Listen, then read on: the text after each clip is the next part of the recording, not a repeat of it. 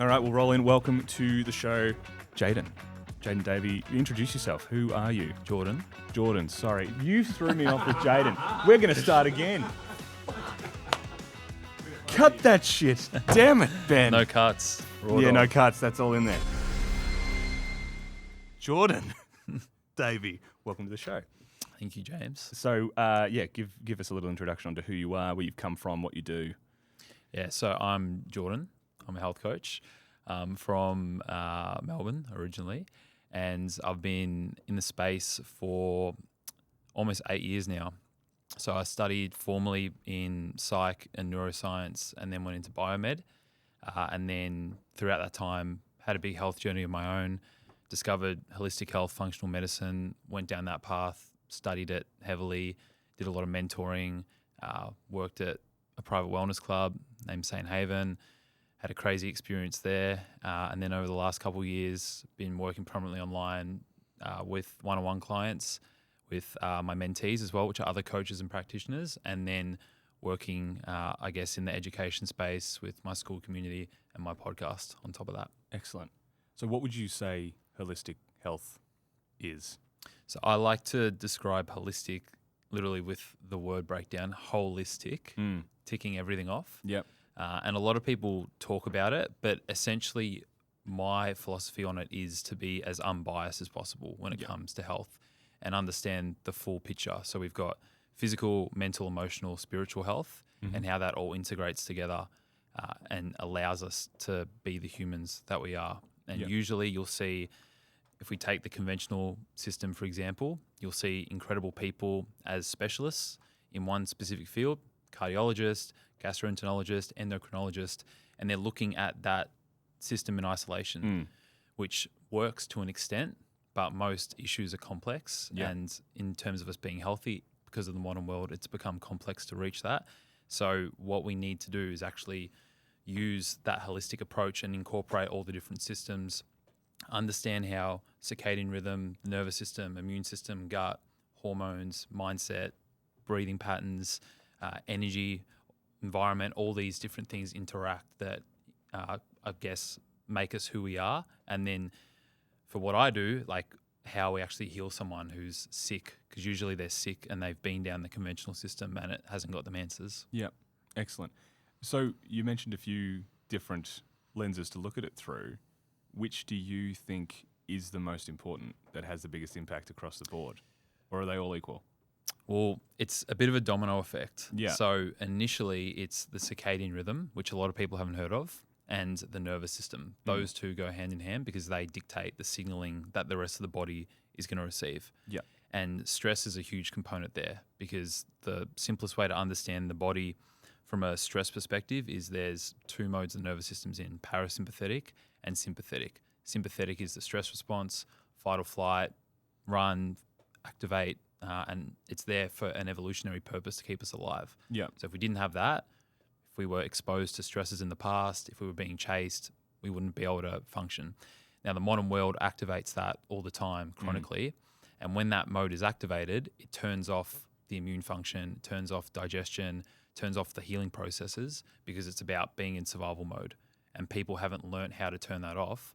So to answer your question, I'd say learning how to do that based on the mind and the emotional, side of health is the key, because if you can't work through that initially, then if you try to step into things physically with the gut, with the immune system, it's not going to stick because the body's not going to be receptive to it. So learning how to regulate your nervous system is number one in terms of the initial approach that you need to take and the downstream effects that come from that, because it'll be the first domino. Okay. And what are some day-to-day strategies people can use to begin to monitor where their nervous system's at? So sleep is obviously a really key one. Yep. Because that is our primordial state. That is where we heal. That is where we recover. And a lot of people miss out on that. So if you're sleeping poorly, that then interrupts your nervous system the next day, makes you more prone to stress, makes it harder for you to regulate yourself, more volatile emotionally. So that is a really key indicator. And most people just think about sleep from a quantity perspective. Am I getting 8 hours? Yeah. Which most people aren't even getting that. But then the quality is another aspect of it. So if you're sleeping 8 hours and you wake up and you still feel cooked, well then you're not actually transitioning into Something's the wrong. deeper stages of sleep. Exactly. Yeah. And that will have implications to the nervous system. Another really key one is, I guess, understanding your mindset. So if you're someone who's, I guess, more focused on the negative outcomes, that is being mirrored to you based on your sympathetic nervous system being activated. So when your nervous system's calm, the way that the field of psychoneuroimmunology works, the cells in the body are constantly sending signals upstream to our thoughts, and the thoughts are sending signals downstream to our cells. So if your body is in a state of feeling regulated, feeling calm, feeling safe, your mind will mirror that, and vice versa. So you can understand based on the bulk of your thoughts as to where your nervous system and the state that it's in. So, and that's a really, I guess, important aspect of even understanding anxiety. Like obviously mental health gets spoken about a lot, but anxiety, there's nuance to it. There's physical anxiety where I can't sit still, or I'm jittery, or I'm not breathing properly, or I've got tension in my body. And then there's the mental anxiety as well, which is mirroring it. It's rumination, it's stress. It's like I'm focusing on something, I can't let go of it. Yeah. So understanding it from both those aspects allows you to see, okay, is it predominantly the nervous system being dysregulated? Is it predominantly my mindset and potentially trauma that's there? Or is it a combination of both, which it's usually a combination of both for most people. And the biggest anchor for your nervous system is your breathing. So depending on how well you're breathing, that dictates which state it's going to be in. So, for example, most people breathe shallow. They breathe up into their chest. You say, take a deep breath, and they go, and it's all up in here. Yep. We're supposed to breathe into our diaphragm predominantly. Yep. That has roll-on effects for our health physically, but it's also an anchor because that connects to our brain via the vagus nerve. Yep. And that is the dictator or the orchestra of which branch of the nervous system it's going to be in.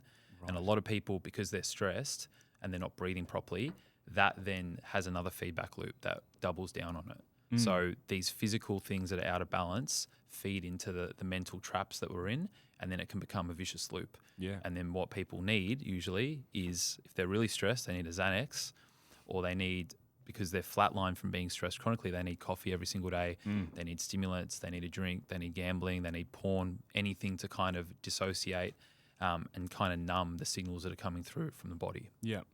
So when you're in that loop of that self-fulfilling prophecy, I guess, is it what's the first step to getting out of it? Is it breath, or is it something mental, or what's the first switch that you need to flip? Yeah, so initially it's the awareness of it. You've got to have the awareness, but from there, like, breath is number one, because that can literally change your state, your physiology. If you're stressed, if you're thinking about things, you can't tell you, like, everyone knows that when someone says don't stress or don't worry about it. Yeah, that helps. It doesn't help at all because you can't control your thoughts, but you can control your nervous system based on those inputs. So your breathing mechanics, using proper technique regarding, like, it's really simple. So your exhale is predominantly parasympathetic, the nature of how it impacts your system. So if you literally just breathe out for longer than you breathe in, that's already going to send a down-regulating signal through the nervous system. And if you can then anchor that breath and breathe into the diaphragm properly, again, that's going to send those down-regulating signals to the nervous system.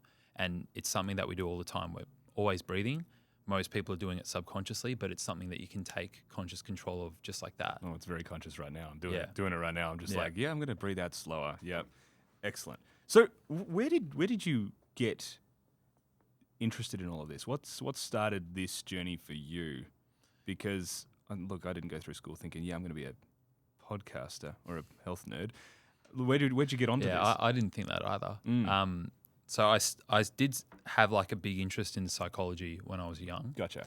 I wanted to be a criminologist. And then after that, I wanted to be a psychopharmacologist, which I'm still pursuing that. I'm getting my master's in neuroscience at the moment. Yeah. To hopefully get into that, which is like being able to work in the field of like psychedelic therapy. So cool. Using things like MDMA, psilocybin, LSD in clinical settings to help people with PTSD, depression, etc. Yeah.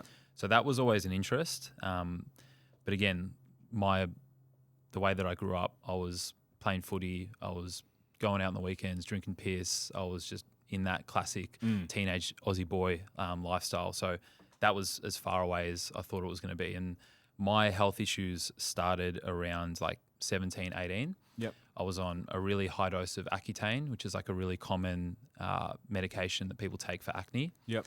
It's so damaging, destroys the immune system, destroys all the beneficial bacteria and flora in the gut, and it really impacts mental health as well. At that time, I had one of my best friends at school attempt suicide, and I was really, really close with her. Yep. And through that kind of put me into my own depression spiral. And it was a combination of that along with eating like shit and then overtraining. I was playing basketball, playing footy, training 5 times a week, playing 3 games on the weekends. Yeah. So I was just burning the candle at both ends. I was also staying up every night, playing PlayStation with the boys. Yeah.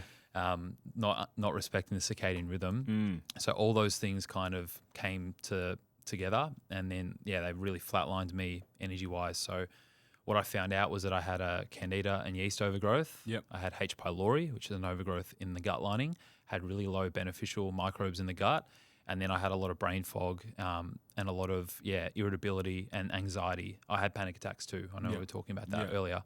And that kind of developed a lot of health anxiety for myself. And I went to the doctor, went down the conventional approach, got my blood work done, got fuck all in terms of them giving me any answers or anything to work on. They're like, you're young, you're healthy, you're playing sport, blah, blah, blah. And I'm like, I don't feel right. So one of my mates, he moved up to Queensland and I played footy with him. He's a health coach. And I saw him and he went through my bloods and he said, you've got all the things I just mentioned, candida, gut issues, inflammation that's going on. So I did a protocol with him at that time. And then that kind of took my breath away with how much it impacted me and everything that I learned from it. And that was probably like year 2 or 3 into my psych degree. And I was thinking I wanted to be a doctor after that, go into biomed. But then I found out like that holistic health realm and that there was another way of doing it and functional medicine. And then that's what I pursued. So I did mentoring. I went into the Institute of Health. I did other functional medicine courses, found some amazing other mentors like Nam and Marika when I was at St. Haven. And then, kind of the last couple of years, it's been heavily into my own research. I'm back studying my master's in neuroscience now to get that. But awesome. I guess what I do is what we were talking about before. There's not really like a label to it. You don't go to uni and study to be a health coach. It's a little bit of the Wild West, which is the issue because now anyone can call themselves a health coach. Yeah, correct. And they don't actually have the knowledge and the information. And I think the care is really important as well. You've got to have the passion to be able to help people, which is what I say to anyone that I'm mentoring. And that's kind of how I got to where I am now with it all. So what was the protocol? So the protocol that you originally undertook? Yeah, so it's quite similar to the gut protocols that I run now with clients. Yep. So when we think about gut health, obviously a lot of people talk about the microbiome. They don't understand the lining, the gut lining and leaky gut, which is way more common than people think. And also it's usually the first domino that falls along with stomach acid being out that then leads to like SIBO or pathogens, parasites, etc. Yeah. And the modern world has just ridiculed and destroyed all of our microbiome. So if you think about tap water, think about pesticides, herbicides, non-organic food, think about pharmaceutical drugs, you think about just the actual nutrient density of the soil as well because of the repeated farming measures and it's not able to regenerate effectively. Yeah. The food that we're eating is so depleted of the micronutrients that we need that the gut has become depleted as well. So in a protocol, you want to think about it initially in terms of like the signaling side of things. So again, the nervous system, the circadian rhythm, and then all the things we need to break down food, which are predominantly bile, stomach acid, and then enzymes. Yeah. So a protocol needs to optimize those initially so you actually absorb the right amount of food that's coming in. Yep. Then from there, usually there was leaky gut, so there was inflammation that needed to be addressed. So you need to reduce that inflammation in the gut lining and then literally repair the actual structure. So leaky gut is when, if we think of the gut lining like this, it becomes permeable. So it opens when it shouldn't. And then things can pass into the bloodstream, move through the liver, and then it's game over because the immune system becomes involved. Now, that's usually going to be an issue because the immune system becomes overactive and eventually becomes depleted because it can't be on forever. Yeah. And then that stops it from surveying any pathogens or toxins that come in the future. So if that's occurring while you've also got low beneficial strains, that's when these overgrowths come in. So for me, it was candida and yeast. They feed heavily on beer. So any like so many guys that I work with have all got candida and yeast overgrowths just simply from drinking a dozen beers every single weekend for 10 plus years. And that really feeds into that pathway, that acetaldehyde pathway. And the symptoms that I got from that, from having that overgrowth, were actually heavily neurological based rather than gut based. So I got lots of brain fog, memory issues. Like, it's crazy thinking about me now talking and going back 6 or 7 years ago, different person, trying to hold a conversation. Like, I just forget what we were talking about. So yeah, they were heavily the symptoms that I experienced, and then also the H. pylori side of things, which is tied to like low stomach acid, and then also issues in the upper gastrointestinal tract. So one of my symptoms, which is also tied to anxiety, was that I had that gulbous sensation in my throat, where I felt like there was something in my throat constantly. I felt like I had to keep clearing my throat. Went to an ENT, they're like, "There's nothing there. You're fine. You're good. You're good." Exactly. And a lot of it for me was stress and anxiety based, but there was also this H. pylori that was impacting the lower esophageal sphincter, which actually connects to the esophagus from the gut. And then that's where the issues arose. So I had to deal with that, which in the protocol, you'll use antimicrobials to target the overgrowth. So if it's a yeast based, you want to use potent ones that are going to target yeast. If it's H. pylori, which is a negative gram bacteria, you want to use the right antimicrobials for that situation. And these are like natural compounds that work in a way to kill off microbes. Now, antibiotics obviously do that, but they're like a nuclear bomb. They don't discriminate. They kill the bad and they kill the good. The good as well. Which is why usually people get, like, a really common one is people get thrush after they take antibiotics, because the beneficial strains that keep the candida and the yeast at bay get wiped out. So if you've had, I say, more than 5 rounds of antibiotics, your beneficial strains are going to be really, really low. I probably would have had a dozen maybe throughout childhood. It's very, very common. That's one of the main issues, is that they just get prescribed like candy. So it's completely wiping out those microbiomes. And then the other issue from that is now when these people go to have their children, you inherit your mother's microbiome. So if your mum has poor gut health or low beneficial strains, that will then be passed on to the child, which is why we're seeing huge autoimmune issues from a very young age for kids. So yeah, antimicrobial phase. And then after that, it's about actually building back the beneficial strains in the gut and replenishing it again. So using fermented foods, using probiotics, using prebiotics, and then sustaining that so that you can create a healthy environment for the gut to thrive long term. And do you do that just through a diet, or is there supplements in there? Both. So usually for this, there'll be an elimination diet to remove the problematic things. So for SIBO, it's usually high FODMAP foods. For candida and yeast, it's usually like starchy and high fructose fruits, because that's what those microbes feed on. And then it's the combination of, using supplements that are going to help the gut lining initially, reduce inflammation, and then the antimicrobial supplements, which will target and kill off the microbes and pathogens that are there. Sounds very complex. Is there, like, can you just, eat whole foods and fruit and you'll be fine? Or is this like you have to attack it first to get back to a baseline? It really depends on the situation that's there. So again, if you've got those things from your past, like being a C-section baby, not being breastfed, mother's poor microbiome, eating shitty food growing up, not having a diverse microbiome, then that's going to make you more prone to having issues long term. Gotcha. So in an acute setting, maybe over 3 to 6 months, which is usually the duration of a protocol, you need to be fully locked in to actually eradicate it and then replenish it and repair it effectively. But then, after you've done that, and that's what I do with all my clients, is like educate you so that you know, okay, this is what I need to sustain my gut health long term. And you can go pretty crazy in terms of doing like DNA tests, doing stool tests. I usually start off with blood work initially, but then those additional functional tests give you even more insight and then range to work with to really tailor it. So you got to nip it in the butt, actually restore balance, and then you can easily sustain it based on whole foods and eating clean. But again, the main issue is that like man-made problems require man-made solutions. So in an ideal world, if we're all living in the laws of nature, we wouldn't need all this stuff in the first place. But because of all the man-made world that we're about, that's when it becomes more problematic and we need to use more tools. 100%. So where did sleep come into it for you?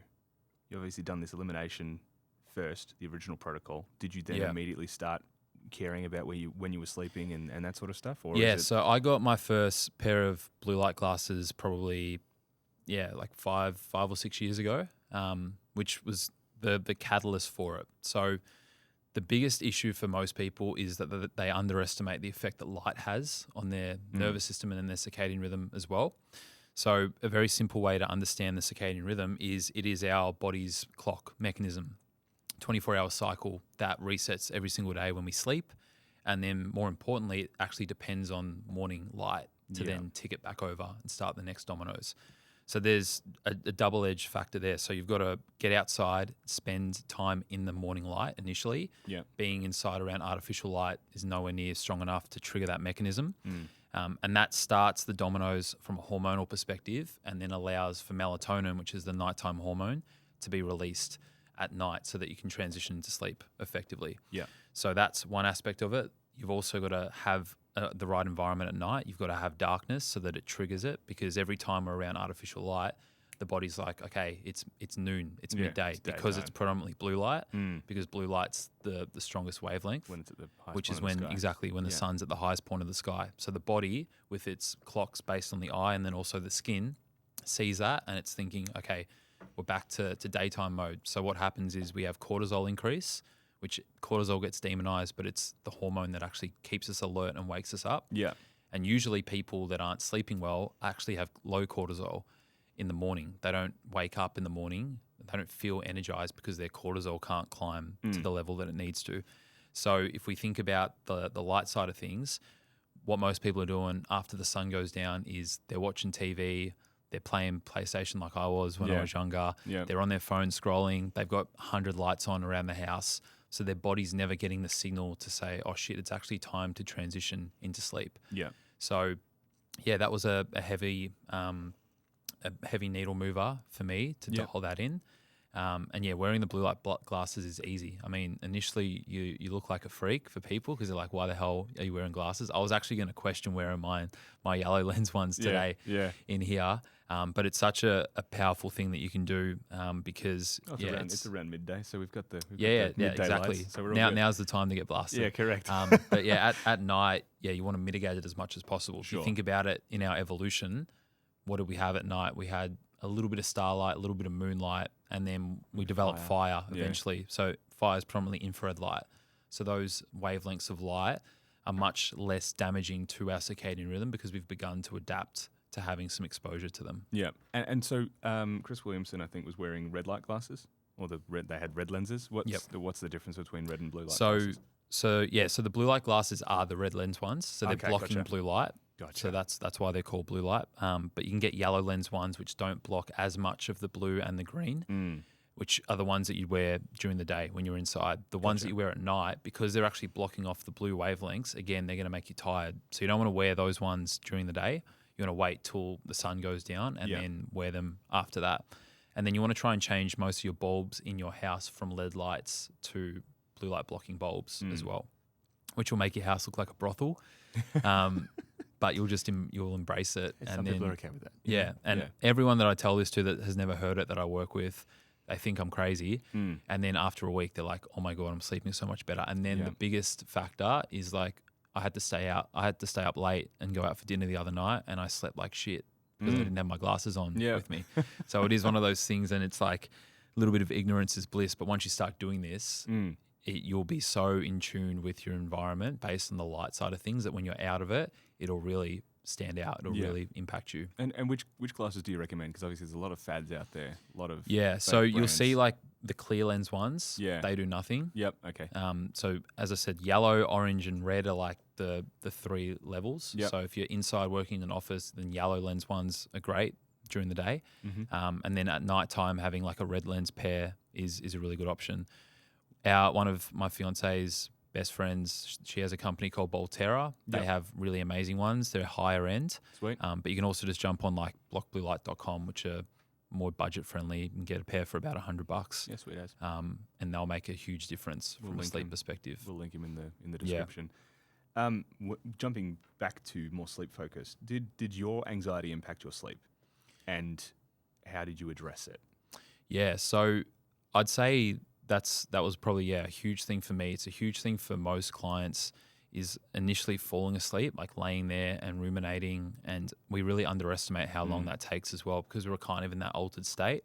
Yep. We don't know the actual the time that we're spending in that mode, and for most people, the reason why that is because there's just constant stimulation throughout the day. Yep. So you've got your phone available all the time.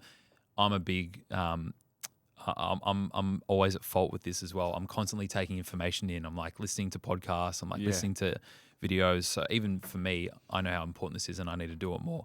But most people, there's no break from stimulation. Sit on the toilet, having a shower, you've got music playing, sitting in the car, whatever it is, like there's just constant stimulation going on. So usually we developed creativity because we had boredom. Yeah. And we got these ideas that come through. And now for most people, the time that they have to actually be present with their thoughts is the 20 minutes that it takes for them to fall asleep. Yeah. So they're laying in bed and their brain's finally doing what it's designed to do, which is think and process the day ahead. The day that's just gone.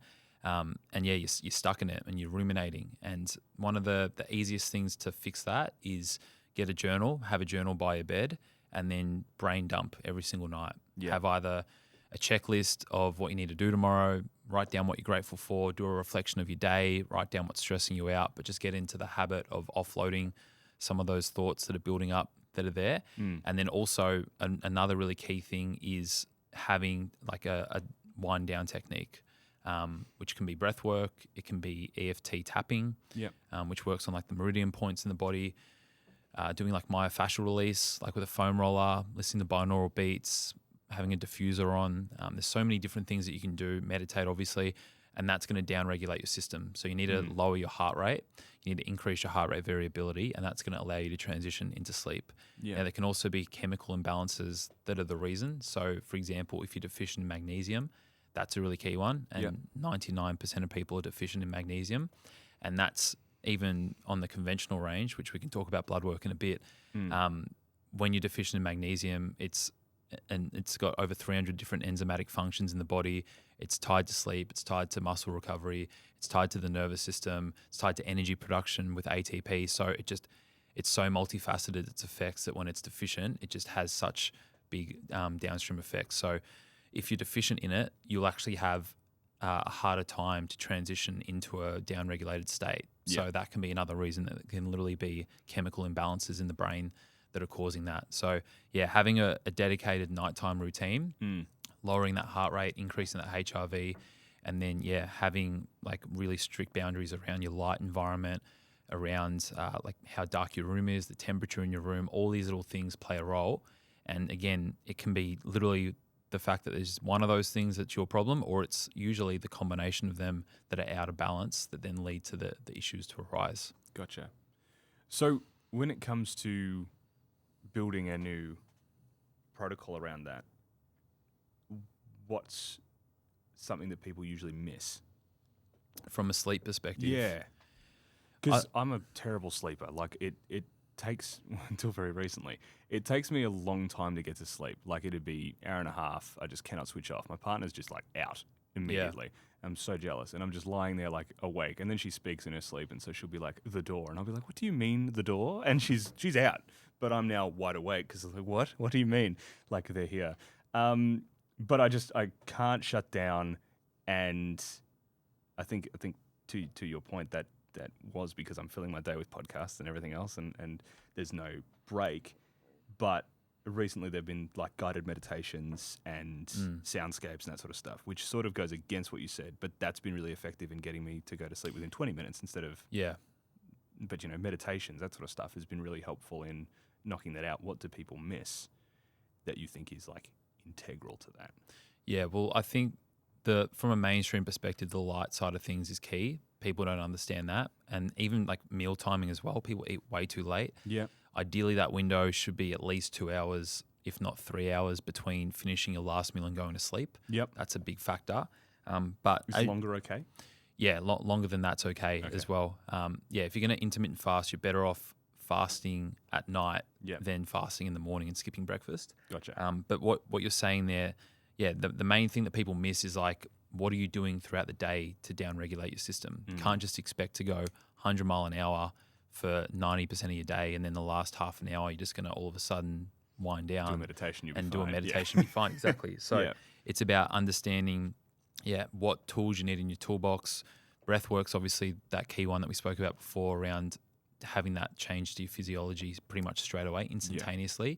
But then, using binaural beats, which are going to change your brain waves and switch you from beta into alpha, that can be a great technique. Having a meditative practice, journaling, just offloading things that are in your brain and your mind, and then doing things that are going to regulate the nervous system. That's going to be the key, because the closer you are to that state, which meditating gets you into an alpha brainwave state anyway, that is the first state you need to be in to actually transition into sleep in the first place. Yeah. So if you can already do that, there's really good follow-alongs for what's called yoga nidra, or non-sleep deep rest protocols, which are like a kind of body scan meditation. So I know you don't want to have stimulation, but at the same time, if you need to use that like a guided meditation or a breath work or yoga nidra, then that's fine to use. So listening to that, which is going to run you from head to toe, bringing awareness to the body and the different spaces in the body, that's going to promote more of those alpha signals in the brain, which is again going to bring the nervous system into more of a down-regulated state. And it's also to top off. Exactly. Yeah. And then it's also just easy to do that and use that if you've woken up in the middle of the night, rather than trying to just lay there and try and get back to sleep for 2 hours. You can actually get yourself into that. And if you don't fall asleep, you're still in that state brainwave-wise, which is still allowing you to recover to an extent. But I'd say the other thing is the fact that, there's the neurochemistry is out of balance. So even though you're doing the breath work, you're doing the meditation, you're listening to the binaural beats, you still can't transition there because your brain doesn't have the raw materials that it needs. So making sure you're taking magnesium as a supplement, dialing that in. Glycine is really important, which is why magnesium glycinate works so well for sleep. You can also use things like L-theanine, which works really well in terms of down-regulating the system, chamomile tea. So optimizing your neurochemistry. So again, that transition becomes much easier. Okay. And when you awaken in the evening, like there's this, you're jolting awake, like, when you're just about to go to sleep and you have that feeling of falling, and then all of a sudden you're wide awake again. What's the cause of that, and how do you then jump back into going into sleep mode? Yeah. So it's literally that moment happens when you're trying to transition those brainwave states and those different stages of sleep. So there's 4 primary stages: non-REM 1, 2, 3, and 4. Yep. What the brain needs to do is it needs to turn the body off so that it can move into the dreaming mode. Yeah. Because when we're dreaming, our brain's super active. Our eyes are moving all over the place, which is why dream sleep is called REM sleep, rapid eye movement sleep. Yep. And what happens is that there's actually an issue in terms of that process turning on. So you begin to dream, but your body hasn't been deactivated or turned off. So you might be living out something which usually you're falling or you're running. Tripped over, exactly. And then you jolt and you wake up from there. So it's an issue regarding that transition, which can be from the neurochemical side of things, or it can be that the nervous system's too wide to do that properly. Yeah. So non-REM 1, 2, 3, and 4 are the first 4 stages, and then we transition into REM sleep after that, which is the dream mode as well. Okay. Design your perfect morning routine. You're probably already doing it, but for somebody that's new to this. Yeah.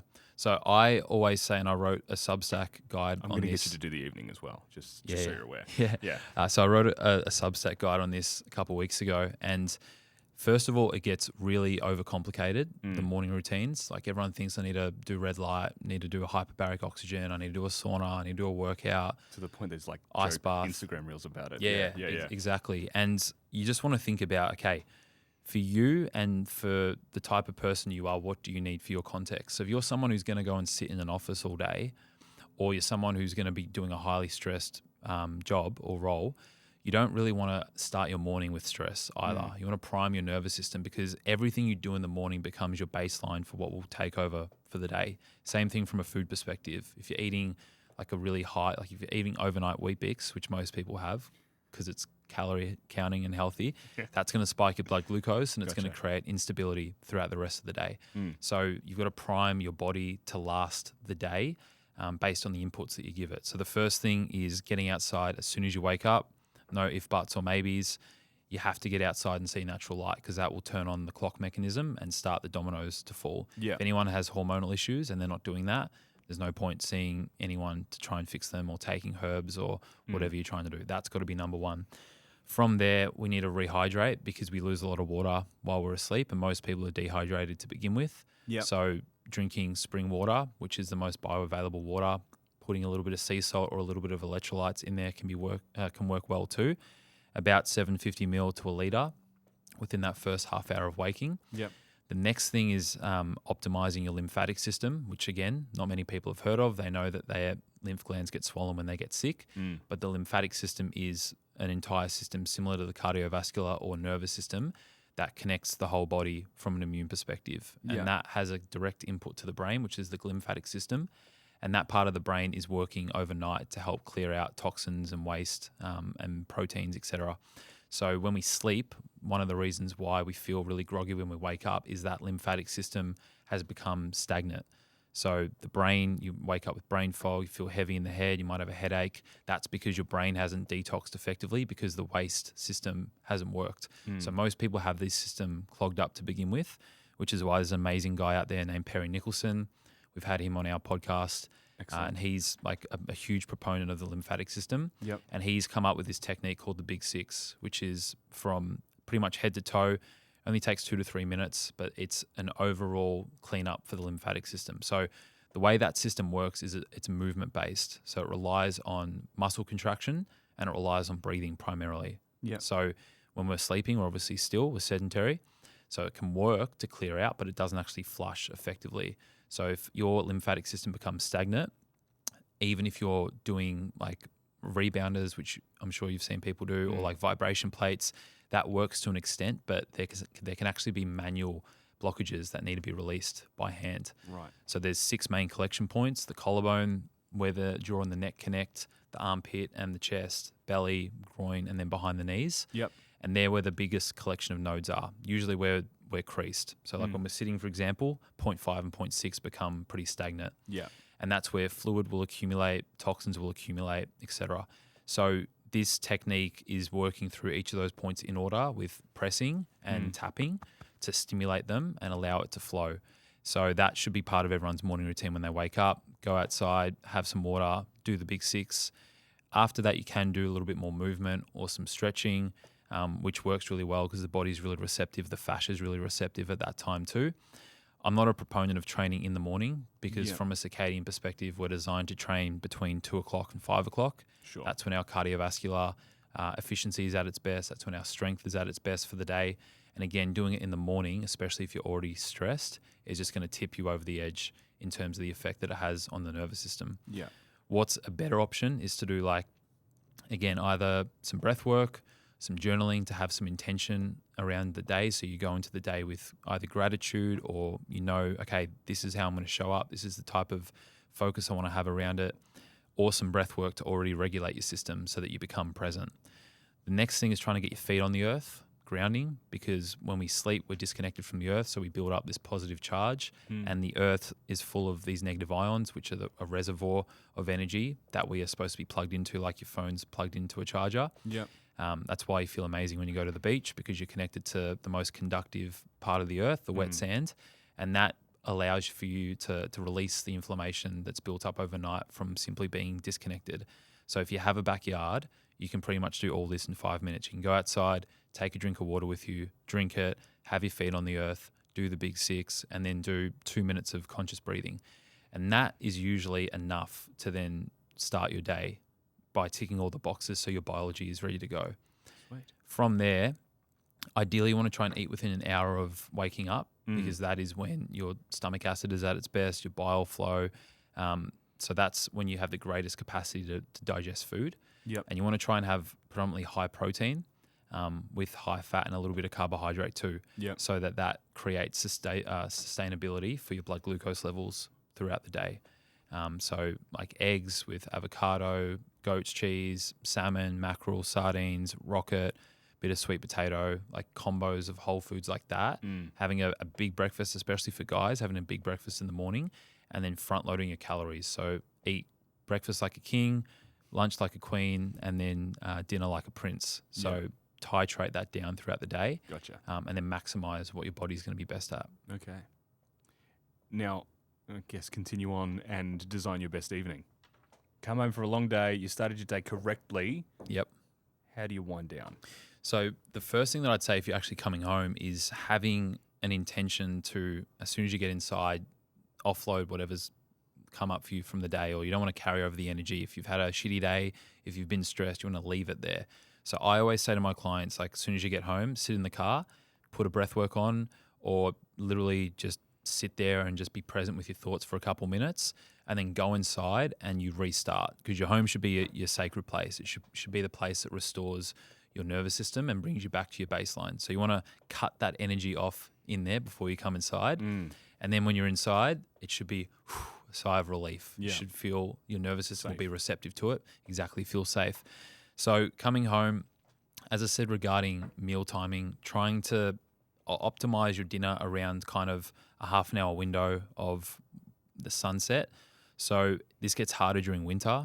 We have way more flexibility around our eating window in summer, and that's mirrored to us in what's available. Like if you think about during winter, everything's frozen, especially where we come from, Northern European ancestry. Yeah, correct. The ground's frozen over, so it's fat and protein primarily with little carbohydrates. Yeah. Now we've got supermarkets, we can get bananas in the middle of winter, we can get coconuts. So we've broken from our biology from that perspective.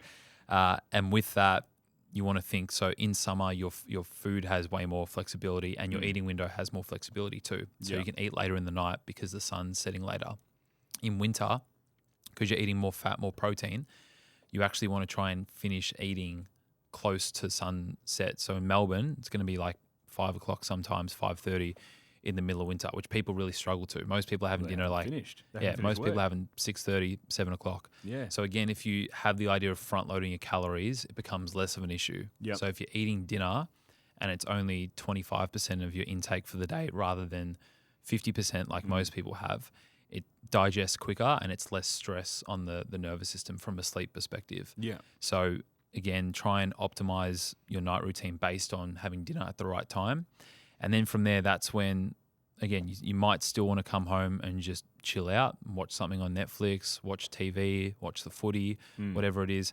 Whatever you do, just do it with intention. Like I don't tell my clients that they can't scroll on their phone or watch Netflix, but just do it with intention and obviously mitigate the negative effects of it. So if I'm going to watch TV, I'm going to wear my blue light glasses and I might lay on the ground with a foam roller and do some release work so that I'm hitting multiple birds with one stone. If I'm going to scroll on my phone, I might do that outside with my feet on the earth and my skin in the sun. So I'm getting those positive benefits.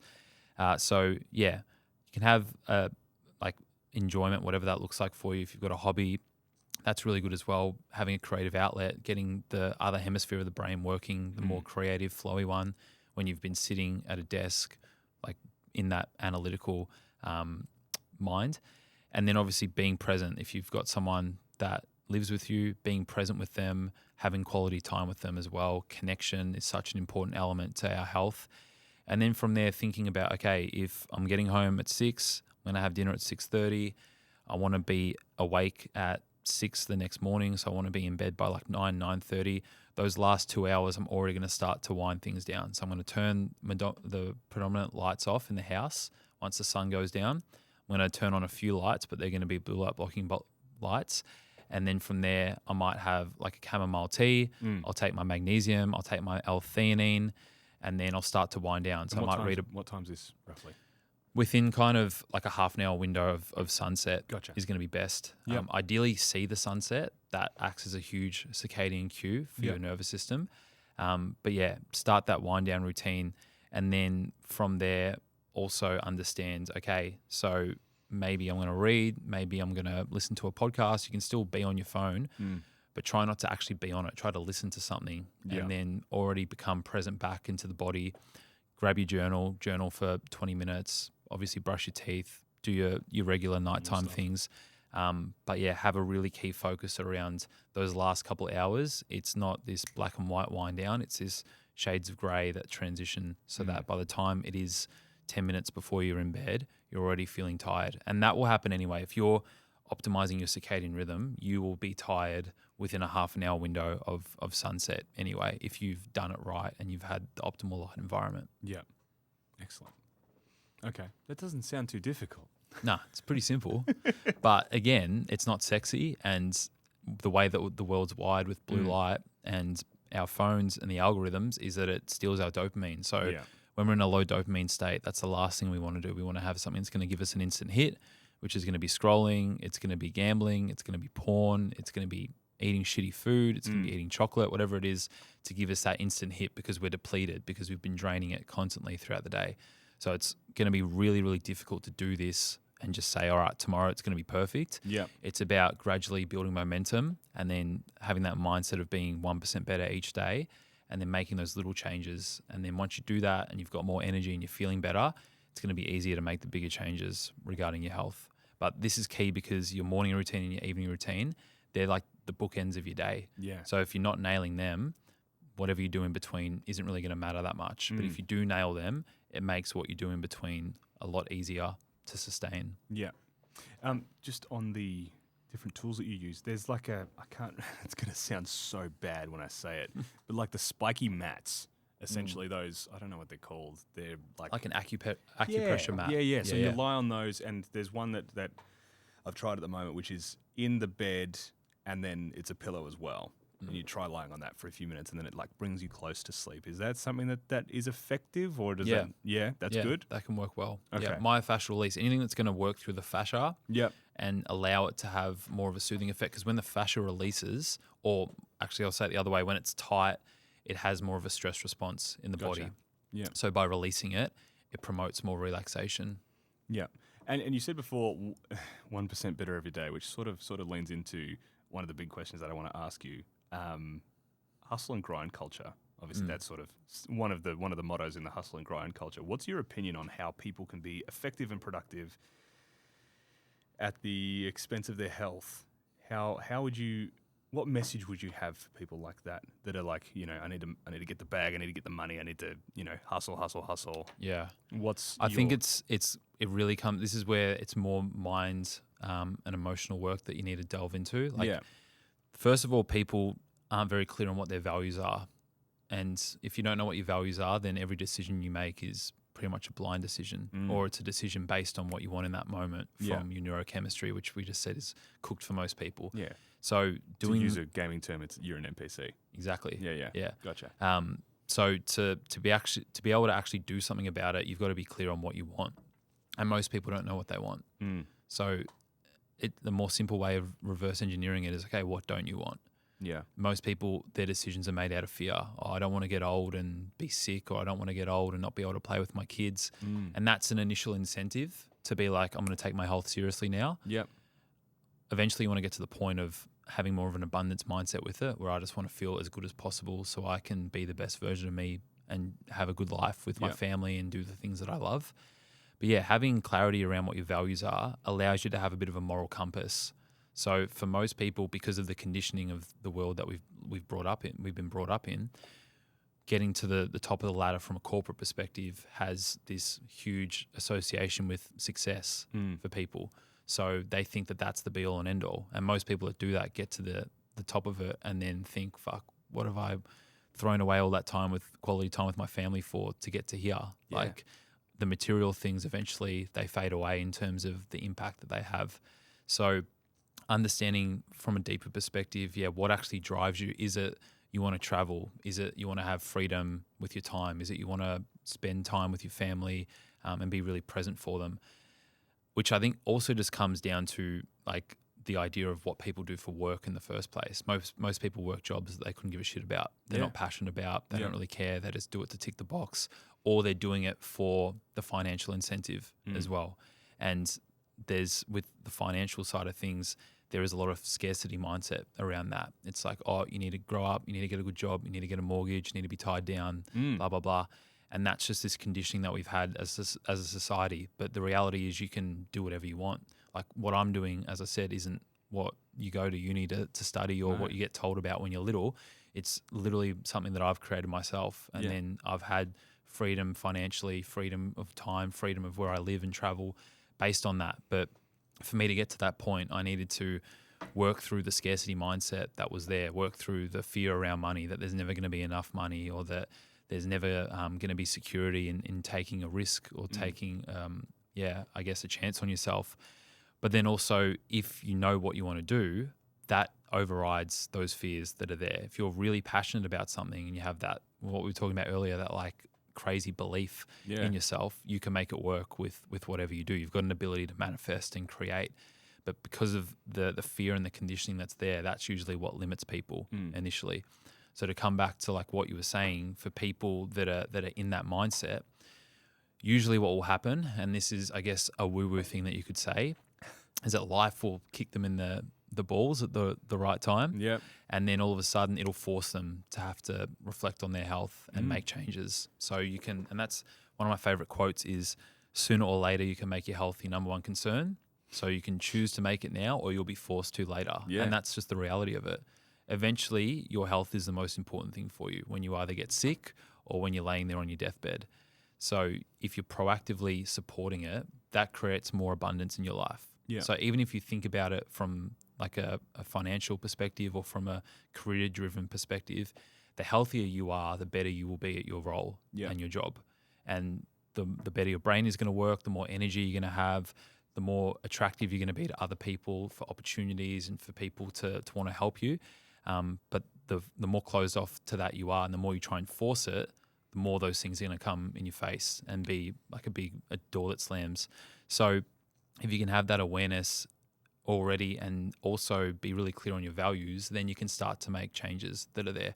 And especially over the last couple of years, I feel like I spend more time with clients now talking about their work and their relationship than I do about their physical health, because those two things for most people, especially when you already care about your health and you feel like you're stuck, it's usually because you're either with someone that you don't have a strong connection with, you live somewhere that doesn't inspire you, or you're working a job that you've got no interest in. Yeah. And that is the state that you're in. Like you think about your work, the impact that it has. Well, you're there for 8-9 hours of the day. So that is the bulk of what your mind is thinking about and the state that your nervous system's in. So if that's you 5 days a week, then that's you as a human being. You're not the person that you are when you're at home. You're actually that person, because that is the majority of where your time is being spent. And we've been sold this idea that that's what we should be striving for, and we get our 2 weeks off at the end of the year to go on our holiday, and then it's back into the rat race. Yeah. So that's, I guess, and because there's so much fear around it, it's very scary to think about stepping away from that. 100%. And that's, what I guess makes people so sick, is that they feel trapped. And then because they're not happy, that's when they go to their vices. They go to their drinking, they go to their gambling, drugs, alcohol, etc., because it's more of a numbing effect. And then most people, they'll have like a midlife crisis. They'd and rather then do that than address what's going on. Yeah, exactly. And then they're forced to at some stage later. Are you happy? Very happy. Excellent. How did you go about? Did you have a normal job at any point, or were you? And when I say normal job, I mean like full rat race, 9 to 5. So I was a concreter for a year. Yep. Not even a concreter, really, like a labourer. Yeah. I worked in a warehouse unpacking containers for 2 years while I was at uni. And then after that, I was working at a mental health foundation for a couple of years. Awesome. And then, my health coaching journey started after that, which has been, initially it was online, and then there was a few years at St. Haven, and then now it's back online again with some in-person stuff, with like retreats and group settings. So sort of moving into like a lifestyle design sort of segment here, how did you set up your lifestyle? What were the main points where you were like, that was a non-negotiable? You know, you mentioned the 2 weeks holiday. I'm sure would you do more than 2 weeks of holidaying a year, or what was the important things? Yeah, I don't say, for me now, I don't say I have a work-life balance. I say I have like a work-life blend. Yeah. So I have complete freedom of what I do for my day, and I don't feel like I have a weekend either. I feel like it's just a consistent blend. So we went to New Zealand a couple of weeks ago, and that was the first time I didn't see a client for over a week in 3 years. Yeah. So I haven't actually had dedicated time off, and we traveled Asia last year for 6 months and lived there, and I was seeing clients throughout the whole time, just because it doesn't feel like I would feel lost without doing that. Yeah. And because I'm so passionate about it, it is what it is. And with what I do, even me making content on social media, that is part of work. Me messaging people, me responding to clients, all of it is part of my work. So it's that perfect blend, which is the goal for everyone to get to, is when it doesn't feel like work anymore. But yeah, in terms of me getting there, initially it was being clear on like food, discovering organic food, and then never eating non-organic food again, cleaning up my water, stop drinking tap water, and switching to spring water and having that, filtering water outside of that. And then I guess like the biggest change recently was when I was at St. Haven. That was when I was really heavily going into the importance of the sun, the importance of mitigating non-native EMFs, which are around us, and the circadian side of things, which I learnt at uni, but I didn't really understand it for myself at that stage. And I was working in a wellness club, which is the best wellness club in the world that has everything that you could ever imagine. Yeah. And I actually was the sickest that I've been in the last 6 years from being there, because I was waking up in the morning at like 4:45. I was getting in there, not getting any morning sun, any natural light. And then I was doing, on a Monday and a Wednesday and a Friday, I was doing a dozen sessions in there, and I would leave there at like 7 o'clock at night. Yeah. And then that cooked me. I was inside, artificial light, lots of non-native EMF, lots of people's energies that are around as well that you're picking up on, and just like that go lifestyle. So that's when my fiance and I went to Europe, and that was a good break. And then we came back, and we're just like, we just don't want to live in the city anymore. We don't want to be around, especially here in Melbourne. There's so many people who are just so woke, and they're so against, against like this natural way of living, and obviously the whole COVID stuff and the vaccines. We wanted to move up to Queensland at that stage, but that was just like really affirming it for us, because we came back and we're like, why don't we just go and live by the beach? So we moved down to near Torquay, and that was the biggest adjustment, because I'm like, knowing what I know now, I can't go back to living in a city, first of all, because of how damaging it is health-wise. But then second of all, I can't go back to working a job where I'm inside and I'm not able to optimize my morning. I'm not able to optimize my environment, which, for me, there was a lot of fear with that, because I was working a full-time job, getting a full-time wage, and there was safety in it. And then I had to kind of go back on my own and lean into that. And I did that the first couple of months, and I'm like, fuck, do I go back to work? Do I go back to getting the full-time wage? The safety and of then the paycheck. Exactly. Yeah. And then I just locked into it. And then, within, I think 12 months, I was making 3.5 times the amount from a full-time wage while going for a beach walk for 2 hours in the morning, and choosing who I got to work with as well. Excellent. That's so cool, man. So what advice would you give to somebody who's, similar age, in a job that they're not 100% happy with, who wants a lifestyle like yours? What's the first step that they should take? I think the first step is, again, either being clear on what you want or what you don't want. Yeah. So it's as simple as that. And then starting to, rather than have it this huge rip the Band-Aid situation, how can I make these little changes? How can I do things that are going to move the needle, that aren't going to disrupt things too much? So, and this is what I always say to people, you have a choice in everything that you do, even though it doesn't feel like that. Yeah. Like if you work a job, even if you're a CEO of a huge company, you could wake up tomorrow and just quit. If you had 3 or 4 mortgages that you were paying off and you needed to have this job, you could still wake up tomorrow and quit. You've got complete choice over whatever you do. Yeah, it's not necessarily that's like the logical decision to make, but you do have a choice in everything, and that is the first. Exactly, that is the first thing to understand, is like you have a choice in every decision that you make. And once you have that realization, you stop being a victim to what's there, and you can actually proactively change things. So if you understand that, and especially now with AI and with the way that the world's going, there's so much opportunity right now to be able to capitalize on, that it's like the perfect time to make that transition. But initially you want to think about, okay, I don't like where I live. I don't like the job that I'm working. What do I like? Where do I want to live? What do I want to see? And usually the biggest fear factor around this is around money and the scarcity around it. I don't want to leave my job because I need the security. I need to pay my bills. So having a really in-depth, understanding of what your relationship to money is like, and also your relationship in terms of just your overall mindset. Is it scarcity-based or is it abundance-based? Because if you're doing decisions out of fear, they're never going to work out for you. Yeah. But if you're making a decision out of abundance, knowing that this is going to work and I'm going to back myself in and I'm going to have like the ability to make it happen for me, that's where all the magic happens. And all the successful people have that mindset. They've got that crazy belief in themselves. Delusional self-belief. Yeah, delusional self-belief. But there's also a reality of it that if you tell yourself, I'm going to make this work, you will find ways to make things work, and you will find opportunities in areas where people don't find opportunities. So that's key. And then you've also, like, the best thing to do is obviously find a mentor, find someone who's either doing what you want to do or has already done what you want to do, and then get guidance off them. The most beneficial thing for me I've been at uni studying for like 7 years now, spent thousands of dollars on courses. The most impactful like moments in terms of what I've learned have been from my mentors and what they've been able to teach me. So mentors? Pardon? Who are your mentors? I'd say I've got so many in the space now. Yeah. When I was at St. Haven, Tim, Sean, Marika, Nam, they were all huge influences on me.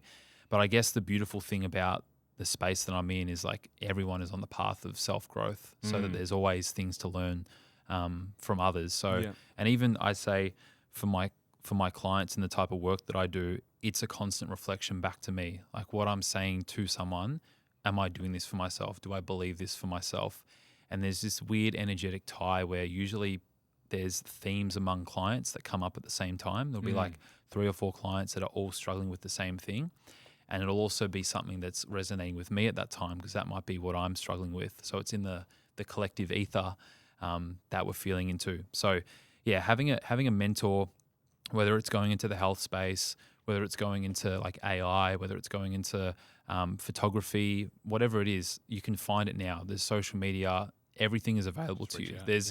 This conversation would have been much harder to make you believe in 30 years ago, but now with the accessibility that's there, like you can literally jump onto Claude and create a business in an hour. Yeah, correct. And have all the answers that are there. I'm not saying that's the way to go about it, but again, have that abundance mindset to know there is opportunity in absolutely everything that you do, but you've got to kind of get yourself out of the trenches, because you'll have parents or partners or friends that are giving you those doubts and making you question yourself. I mean, for me, playing footy, being in that environment, going out every weekend, when I stopped doing that, everyone thought I was fucking cooked and they thought I was crazy. And when I started my Instagram and did my videos and that, when I still didn't fully believe in myself and I had a few hundred followers, everyone's talking shit about me behind my back. They're saying, oh, JD's cooked it. Yeah. But now here I am with everything that I've created because I backed myself in. Yeah. And it's like,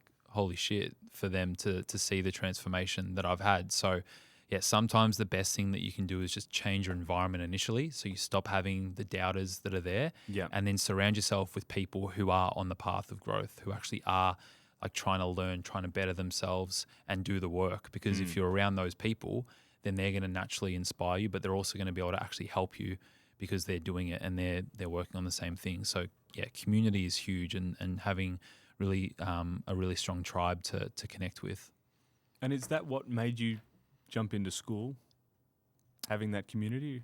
Yeah, definitely. It's something that I've always wanted from the first kind of moments that I got into this. What I wanted to do was like buy a huge property up like northern hinterlands near Byron or nice. Sunny Coast. Yep. And then have like a retreat that people come to every year. And I actually made a post about this. That's what my parents did. Yeah. After COVID, they jumped up. And that's what I mean. Like that would be one reason that I'd love to get into politics, because that's what I'd want. I'd want to create the world. I'd want to make it healthier, want to build connection, want to remove all the indoctrination and the wokeness that's there. But I believe in that politics is a big trap, and the reality of it is that it comes down to self-responsibility and people 100%. Owning their own shit and doing the work that way. And if you can do that, then that's where it comes. But yeah, school, being able to bring together, I've got over 200 amazing people there, just have people that are like-minded in the space that can lean on each other, know that they're not alone, know that there's other people, because everyone is going through their own shit. Whether or not they look like the happiest, healthiest person in the world, everyone's got stuff that they're dealing with. It's just a constant part of life. But being able to really reflect on that and understand that there's community around it is so powerful. Because for so many people, like especially during COVID, being in Melbourne, it was super isolating for anyone that felt that way because of the demonization and the propaganda and how vicious people were in their beliefs, which usually the people that are the most firm in their beliefs, it's not even their belief, it's just a regurgitated belief from someone else.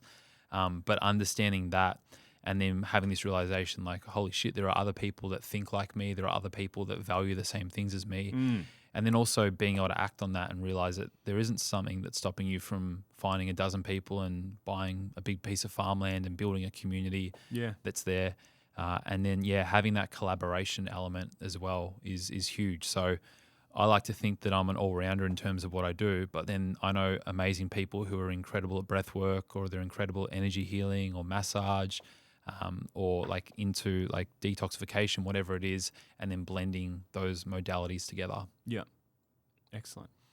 So you've moved to Torquay. You're down near the beach now. Yep. Is there another move to that big commune still in the works, or are you pretty happy near the beach? Because it's a great beach down there. Yeah, it is. We definitely need to move to somewhere warmer consistently. Not so much for me. I can do okay in the cold, but my fiancée, Tyra, her grandma is from Papua New Guinea. Yeah, right. So there's what's called a mitochondrial haplotype, which is the way that your mitochondria are designed. So for you and I, we've got a Northern European ancestry. We have an uncoupled mitochondrial haplotype. Yeah. So our ancestors had to survive in cold weather, and to do that, they were able to uncouple their mitochondria to create thermal heat as an energy source, but also using that based on the food that was available back then. So plenty of seafood, plenty of foods that are high in like omega-3s, along with proteins and proteins and fats. Tyra's mitochondrial haplotype is a coupled one, which anyone that comes from an equatorial region within kind of, I mean, it's not black and white, but maybe within a 10 to 15 north and south latitude. Yep. Their mitochondria is designed for being in the heat. All the time. Yeah. All the time, exactly. So they crave the heat. It's harder for them to adapt to the cold. Yeah, right. And they do much better on like higher carbohydrate foods because that's the type of food that's available in that type of environment. So she really struggles with the cold. I can do okay with it. That's why we just bought a sauna for this winter. But also the cold becomes a superpower for us when we utilize it, because there are these biological processes that turn on when we activate our cold receptors in the body. So from a metabolism perspective, the more brown adipose tissue we have, the faster our metabolism works and the less body fat we hold. Yep. Also from an inflammation perspective, we reduce reactive oxygen species. So you can use cold thermogenesis as an amazing way to reduce inflammation. And I'm not just talking about like an ice bath here. Yeah, I was literally just talking about anything that is below your core body temperature is a form of cold thermogenesis. So by not rugging up during the winter and by not turning the heater on all the time and actually exposing yourself to the elements, we never do. Your body begins to adapt and your mitochondria become really good at generating thermal heat within them, which in itself uses more metabolic load in the body. So to answer the question, we'll be moving north to some point. I think probably around like the sunny coast region would be perfect. Excellent. Noosa would be amazing. Yeah, that's exactly where my parents went. It's a great part of the world. I love going up there to visit. It's it's always warm, but it's just so good. And there's just so many like-minded people up there. Oh yeah, it's just a lifestyle that's built into health and freedom and awareness. They all seem to be pretty, they seem to be pretty aware of it. Yeah, exactly. Not woke to it, but to use the wrong term. Excellent. I'm going to throw a tweet at you, and it's sort of going back a little bit to, it's a little bit of what we touched on before, but I sort of wanted to get your thoughts on it. It was a tweet, and it was said, and I'm going to butcher it, but it was, there is no one more stressed than a 25 to 35-year-old that thinks he's running out of time. What are your thoughts on that? I haven't heard of that one before, but I'd say that it's... It got a few million views. No, it wasn't mine, but yeah. Yeah. I think that connects a lot to what we were talking about before around the conditioning from a young age and expectations, which a lot of them come from parents. Carl Jung's quote is, children are born with the burden of dealing with the unfinished business of their parents. So I think, there's probably a lot of that. But also, coming into that age where... you made decisions because you make a decision on what you want to do at 18, which is before your frontal lobe is even developed. Yeah. So what are the chances that by the time you get to the stage that your frontal lobe's developed, that's still what you want to do? So I think there's just, a lot of reflection around, what matters, and also what I know and what people finding more and more is that that's also when they get really sick, because you're young, you're robust, you can adapt really well, but eventually, especially if you live a life where you're drinking, you're going out, you're eating like shit, you're not looking after yourself. Well. Yep. By the time 25 rolls around, that's when the issues really start to show up. And for most people, by the time they get to 30, they're either running on fumes or they've had to do a complete renovation of their life. And I think it's also tied to the fertility side of things, particularly for females. There's obviously huge pressure to have kids early on. And now I think people are finding it harder and harder to have a healthy relationship anyway. So people are getting to that stage and realizing, oh shit, I've actually got a biological clock that's ticking for me to have kids. And then for guys, it's this understanding that, I'm not as young as I once was. My body's not able to respond the way that it used to me abusing it. And then as a result, you've got to kind of work out what you want, which can make you feel really, really lost. Why do you think people are struggling to have good relationships these days? I think it heavily comes down to men. I think men are the issue because we've lost like true masculinity and that energy archetype. And there's just not many good male role models. Like everyone's having that conversation about that Manosphere documentary that came out. But like that's not even to the point, because even before that, you think about these rites of passage that we used to have as males. Like there's no rites of passage anymore. Females obviously go through puberty, they get their period, they then have to have a child as well, go through the process of labor. So there's actually physical change that allows them to feel and become a woman. Yeah. Whereas for men, it's kind of like you go through puberty and like that's it. You might have a dad that's a good role model. Yeah. My dad's amazing. But there's not those like true really healthy role models to aspire to. And then from more of a chemical side of things, testosterone is huge, a huge issue in the modern world, and so many men are depleted. The average testosterone now is what an 80-year-old would have been about 100 years ago. Yeah. So it's just completely cooked. And at lower testosterone traits, that's actually when you hear the word like toxic masculinity. That's not from having too much testosterone. It's usually from having low testosterone that causes you to act that way, because when you have low testosterone, you also have low dopamine. So you're going to be more prone to feeling insecure. You're going to be more prone, bad mood, lashing out, gambling, porn, etc.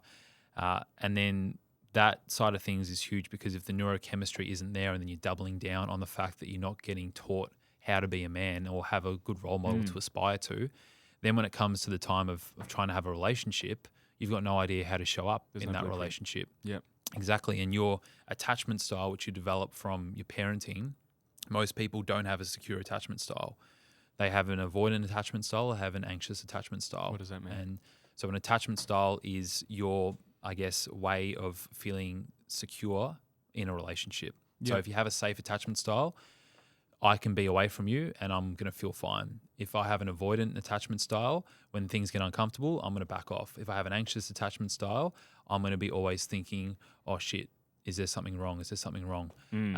And that can really play havoc in relationships, because if two people have an anxious attachment style or an avoidant attachment style, then there's huge issues. Even if one person just has a secure and one person has an anxious or avoidant, that's where the issues arise, because there's no balance and harmony in the relationship. And then love languages as well is another really key one. So there's physical touch, words of affirmation, gift giving, quality time, and acts of service. Yep. And most people don't know what their own love language is, and then they don't know what their partner's love language is either. So the standard like male role is, I'm going to be the provider, I'm going to be the breadwinner, but I'm going to come home and that is my way of showing you love. The fact that I work hard and I make a lot of money. Whereas acts of service. Yeah, acts of service. Whereas your wife or your partner, her way of receiving love might be through quality time and physical touch. So you get frustrations and there's clashes because I'm trying to show love in this way and I'm trying to receive love in this way, and you're trying to show love in that way, and you're trying to show love, receive love in that way. So there's a mismatch, exactly. And then again, that creates frustration, and most people haven't learned how to have healthy arguments and healthy discussion. Yeah. There's an awesome book called Nonviolent Communication by Waylon Myers, which talks all about this. But most people get triggered, and then when they get triggered and their emotions take over, that's when they lash out and conversations aren't productive. Yeah. Exactly. So it's about I'm right, you're wrong, rather than we're a team and we're trying to work on things together. And I guess there's also like who grows up learning that in the first place. Your first experience of a relationship is usually your parents. Yep. And most parents now, most people that get married now end up in a divorce. Yeah. So what's mirrored to you as a healthy relationship isn't actually a healthy relationship. Yeah. And then especially if your first relationship after that, it sets you up for life. It's either going to be, it's going to have you this mindset of all men are terrible or all men are amazing, or all women are terrible or all women are amazing, depending on how that first relationship ends. So if you haven't done the work to actually understand, okay, what are my emotional blocks that are there? What are my limiting beliefs in my relationship? And then how's that showing up as a key theme? So you can go back and get a piece of paper and write down all the traits that you don't like about your mum, all the traits that you don't like about your dad, and then go through your previous relationships and look at the key themes that came up around what you fought about or what you broke up about, because that will usually be correlated to the behaviors that you were taught from, and this is usually subconscious, but the behaviors you were taught from your mother and father that you're then carrying out in a relationship dynamic. Yeah. And it's not necessarily the exact same copy of what's there. It's the underlying mechanism from a psychological perspective, how you're wired and how your belief system is orientated. So can you work through that with somebody, or is it like it's set? Once your love languages don't communicate, is that it? You can definitely work through that. Yeah. You can, again, it's again, in a relationship, that's the key thing is both people being committed to the path of growth. If only one person wants to fix the relationship, the other person says, I'm happy with how things are, it's never going to work. You both have to be able to work towards it. And having that awareness already makes it so much easier. Like if I know that my partner is trying to show me love by making me dinner at night and I'm not giving that back to her, if I can have that new awareness and start to show up and start to thank her and make her feel more appreciated, that's already going to create more intimacy.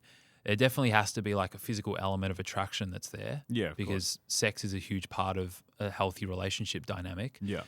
But the other ones, acts of service, quality time, words of affirmation, gift giving, like they can all be learned processes. The physical side of things, that usually is harder to actually change. If you're not physically attracted, you're not physically attracted. It's hard to force that. But those other ones, you can, with intention, begin to be more aware of them. Yeah. So going back to role models, I'm tremendously lucky. I've got great uncles and a great dad, and my grandfathers were both some of the greatest men I know. I've been very lucky. Who are the role models that you think are, and obviously this is going to go out at one point in time and they could go crazy, who knows, but who are the good ones that you think are, good role models, good examples for people to follow? Well, again, if you've got someone close in your life, then that's going to be the ultimate because you're really going to understand them. And you've got access to them. Yeah. Yeah. Exactly. Someone like Paul Chek, which I'm not sure many people have heard of. Yep. He is, in my opinion, the godfather of holistic health, and he embodies all of it. Usually people that have done the work in that aspect as well. So there's another really amazing guy that I look up to named Sherveen, who's in the health space. He's the founder of Symbiotica. And I guess really like a role model has to live and breathe it. They have to embody it. And there is like some athletes that do that you can look up to. But I think, in the health space, Paul and Sherveen are really at the top. Again, there's this idea of if someone's good at one thing that they're the savior or a bit of a god complex. Like there's Jack Cruz, which I'm not sure if you've heard of him before. No. He's like the king in terms of quantum health and circadian biology and that. Yeah. But he's a fucking asshole of a human being. Like he's the smartest man I've ever listened to, but he's a fucking asshole. and he knows he's an asshole. He loves it. Okay, so he doubles down on it. Yeah, he doubles down on it. Yeah, that's his brand. But again, like I can still look at him as a role model in the way that he shows up, the way that he is dedicated to his work and learning and be inspired from that perspective. But I don't have to then say, oh, he's a perfect human being and pretend like he is. And I feel like if we take it to politics with that discussion, like who's a role model in politics that you can look up to and literally be like, I want to be that person. I'm proud that person's leading me right now. It's so foreign, yeah. And like in my opinion, to be a politician, and to be a successful one, you've got to be a weasel in the first place, because you've got to have no true values that you abide to, because you've got to kind of play by, first of all, the party and get yourself to the top, and then also the people, and say what you think is going to get you elected, rather than actually standing on something that's clear. There's a guy, do you know the leader of El Salvador? Bukele. Bukele. Yeah. I think he's an incredible role model. I think he lives and breathes what he talks about. Says. Yeah. And he's authentic. But I feel like in Argentina as well, he's been banging on about the same stuff for 30 years on TV, and then he's like, all right, I'm starting a party, I'll do it myself. And then and then he won, and it was like this huge like landslide victory for his party that literally was their first election ever. Yeah. And he's done what he said he was going to do. Yeah. So you think about that, like translated here, we don't really have those role models. Like no one's growing up being like, oh, I want to be Elbow. I want to grow up and be Elbow. Even if you're in the States, no one's growing up and be like, oh, I want to be like Trump. Well, they used to though. Yeah. Yeah. He was the American dream way back when, and then he came out for the Republicans, and it was like, oh, whoa, who is this guy? And then he started spouting everything that he spouted, and people, people got polarized, and some people love him and think he can do no wrong, and others think he's, the Antichrist. And there's like this huge polarization around him. But not that long ago, he was, The Apprentice, and everyone was like, oh, he's got a great lifestyle, and he shakes the hand of the taxi driver like he's a good guy. Yeah.